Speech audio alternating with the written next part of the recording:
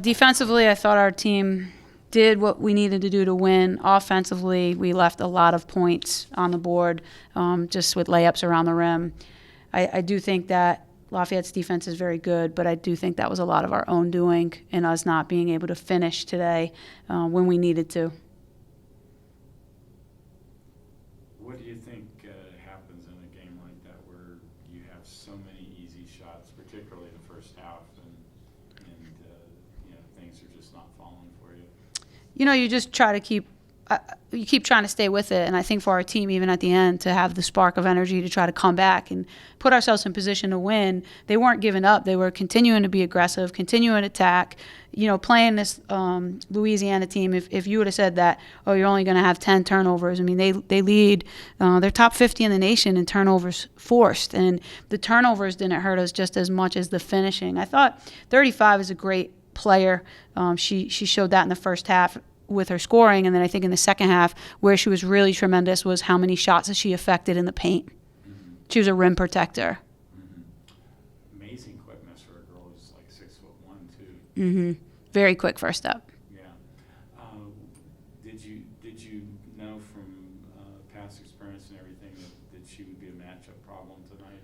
Yeah, last year when we played down there, she was incredible. Then when we played them here the second time, that's when we played zone, and we trapped her better than we did today. And she's really added another layer to her game. Last year it was more around the rim. Now she hit a high post jumper. She ripped to her right hand and finished at the rim. Those were things that weren't in her arsenal last year. She was more left hand, low block. So she's really come along nicely for them. She's a really good player. We knew, we game planned for her. It was disappointing when the game started and they had 8 points in the paint, because when you're playing a zone, you want to take it away. But she was good today. Obviously, the plus side of this game is you put yourself in a position where you could have stolen the game at the end. It was a one-possession game, Mm-hmm. A little over a minute to play. Kind of take us through the last little bit there. Did you run out of gas, or things just not quite go right at the end? Or we were down 3, and we had been in like a half-court trap. We stayed in it. Mm-hmm. They threw over the top, and I thought we had an opportunity to get a loose ball. That's something else we just talked about in the locker room, is like, you got to win loose balls. You have to win your shots in the paint.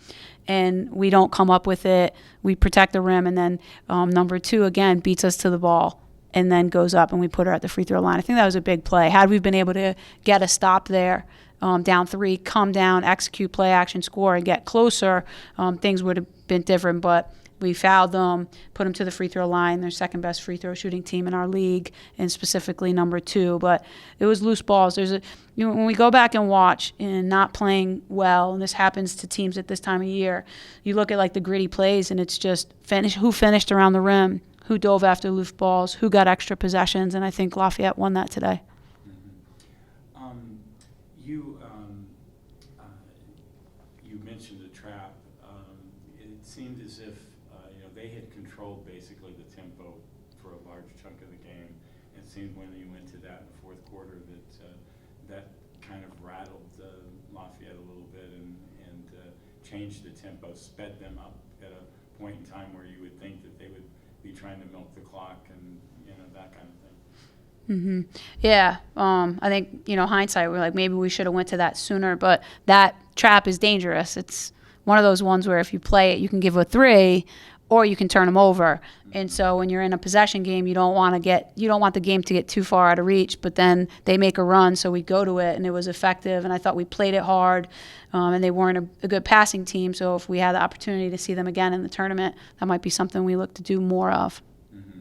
Or find specific points in time in the game where you spring it out for a few possessions, that kind of thing. Yeah, sure. Mm-hmm. Yep. What do you get out of the game today? I know from a standings perspective, it was a key game. Well, what do we get out of it? The frustration of not finishing in the paint, I think, was huge. I know our team understands that we're not in the tournament yet.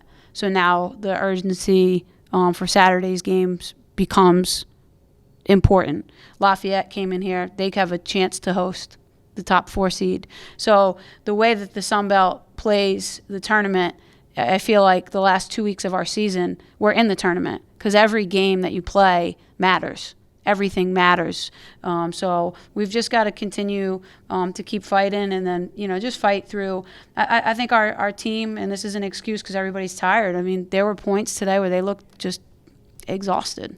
And it's that time of year, so we've got to dig down and be ready to go on senior day.